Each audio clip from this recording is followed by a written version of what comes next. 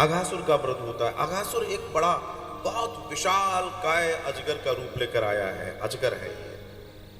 ऐसे मुंह खोल के, जहां बच्चे खेलने जाते वन में, ऐसे मुंह खोल के पहाड़ों के बीच में बैठ गया। बच्चों ने देखा, अरे बड़ी सुंदर गुफा है। सारे बाल गोपाल सौर दौड़ पड़े, अरे कन्हैया आजा, बड़ी सुंदर सी गुफा है। अब आज तक गुफा नहीं दिखी, आज दिख रही है। ये अपने आप में शंका का विषय है, लेकिन वहां ये बता रहे हैं कि मनुष्य की प्रवृत्ति है चीजों के प्रति आकर्षित होना, चाहे वो अच्छी हो या बुरी हो। इसका मापदंड वो नहीं कर पाता। भगवान कह रहे हैं रुक जाओ रुक जाओ रुक जाओ, ना रुके, अंदर प्रवेश करने लगे। फिर अंदर से कहते हैं, अरे तो बहुत ही सुंदर है, देख नीचे ऐसे मलमल सा लग रहा है, गद्दा है, माटी आकी बहुत अच्छी है। भगवान कह रहे हैं बाहर आ जाओ, भगवान बुला रहे हैं आ जाओ, वो कह रहे हैं भगवान से तुम आ जाओ। अब सोचो, अजगर का मुंह जो कि पूर्ण रूपेण मांसाहारी है, लेकिन अब यहां पर एक बड़ी कृपामयी दृष्टि देखिए भगवान की। भगवान ने बड़े प्रेम से जब पुकारते रहे, जब बच्चे अंदर चले गए, भगवान को लगा गड़बड़ हो जाएगी, और ये अजगर भी बिल्कुल शांत बैठा है। इस दुनिया में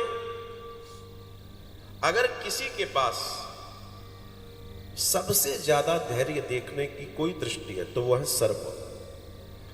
सर्प के पास जितना बड़ा धैर्य है शायद इस धरा पर किसी के पास नहीं है। मनुष्य से भी करोड़ों करोड़ों साल पहले से वो यहां रह रहा है। और दूसरी दृष्टि में कहूं तो मनुष्य के सोचने समझने की शक्ति जहां खत्म होती है, वहां से सर्प की शक्ति आरंभ होती है। सर्प अपने आप में एक बहुत बड़ा विज्ञान है, बहुत बड़ी जाति है, बहुत बड़ी प्रजाति है। और हम और आप, मैं कह देता हूं, हम और आप इस धरा पर जो जीवन जी रहे हैं, उस जीवन को जी लेने दे की जो स्थिति हमारी है ना, उस सर्पों की वजह से है।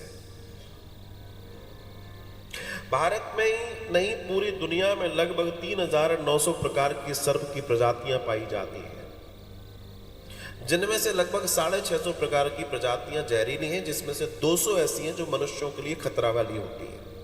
ठीक है ना? लेकिन ये सभी सर्प इस पूरी के पूरे ब्रह्मांड में जीवन को हम कैसे जिए उसको बनाए रखने के द्योतक हैं, कारण है। सर्प सामान्य नहीं है। हमारे यहां एक त्योहार आता है नाग पंचमी। उस दिन हम क्या करते हैं, नाग को पूजते हैं, सारी चीजें रहती हैं। क्यों है ये त्योहार? नाग को पूजने का क्यों है? किसी और को और भी सही, कई सारे जानवर आदि इत्यादि पशु, उनको पूजने का क्यों नहीं है? असल में अगर इस नाग पंचमी के दर्शन में जाएं तो उस दिन असल बात है कि नाग पूजा और उस नाग का ध्यान करने की चर्चा है। लेकिन हम लोग उस पूरी परिपाटी को भूल गए, उसे जानने की जरूरत है। सर्प आधार है धरा का, और अगर धरा का आधार है तो धरा पर रहने वाले हर जीव का आधार भी सर्प है। इस सूत्र को समझिएगा साहब।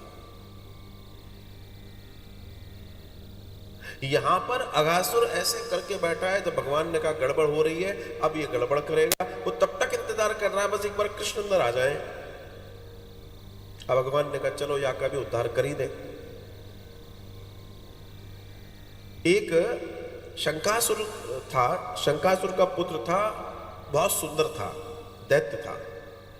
एक बार मलयाचल पर्वत पर कुरूप अष्टावक्र मुनि को देखकर वो हंसा और उनका मजाक बनाने लगा। मुनि ने श्राप दे दिया कि आज से तू टेढ़ी मेढ़ी अष्टावक्र ऐसे चलते थे, ऐसे टेढ़े थे वो। उन्होंने श्राप दे दिया, तू भी ऐसे ही, जो मेरी चाल पे हंस रहा है, तू भी ऐसा ही हो जाएगा, कुरूप सर्प बनेगा तू। उसने क्षमा मांगी, साहब मुझे क्षमा कर दीजिए। मुनि ने कहा जब द्वापर में भगवान श्री कृष्ण तेरे उदर में प्रवेश करेंगे तब तेरी मुक्ति होगी। तो भगवान इसलिए अब इसके उदर में प्रवेश कर रहे हैं, अजगर के। जैसे ही प्रवेश किया, इसने मुंह बंद किया, भगवान ने अंदर से ही मुष्टि का प्रहार करके इसके शरीर को फाड़ा और इसको इस योनि से मुक्त किया। अर्थात भगवान की प्रत्येक लीला जो भी घट रही है उसके पीछे कोई ना कोई कारण है जिसकी वजह से वो लीला बनती है, जिसे हमें बहुत ध्यान से समझने की आवश्यकता है।